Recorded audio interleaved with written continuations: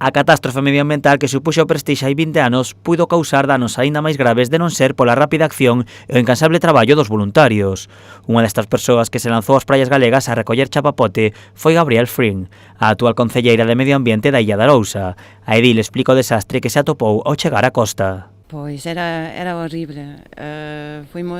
Leváronnos a unha praia ca marea baixa, y allí cerca de Malpica, y estaba todo negro, y un regato que había que también estaba cubierto de chapapote.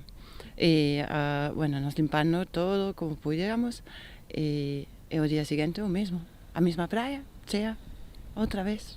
Gabriel tamén conta que os voluntarios estaban sós día tras día para recoller o chapapote. Había falta de todos, de material, non chegaron a evacuar o que se xuntaba de chapapote ali dos contenedores e tal. E, bueno, a miña sensación daquela era que non hai moito apoio por parte da administración. A concelleira considera que a situación non só non mellorou, senón que aínda empeorou debido ao gran tráfico de barcos que navegan polas costas galegas.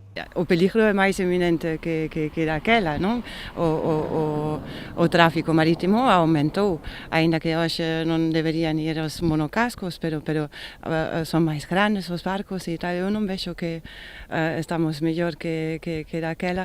Gabriel considera que a única solución para evitar que volva a acontecer unha desgraza como a do Prestige é a través da transición enerxética.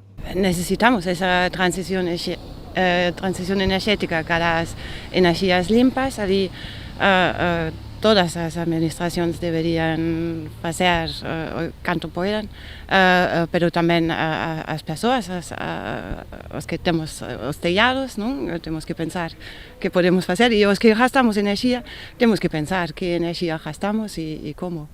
Precisamente a Illa de Arousa é un dos concellos que desenvolve varias medidas en favor da transición enerxética. Medidas como a de crear unha comunidade enerxética para xerar enerxías renovables para abastecer a propia illa e instalar paneis solares en diferentes edificios municipais.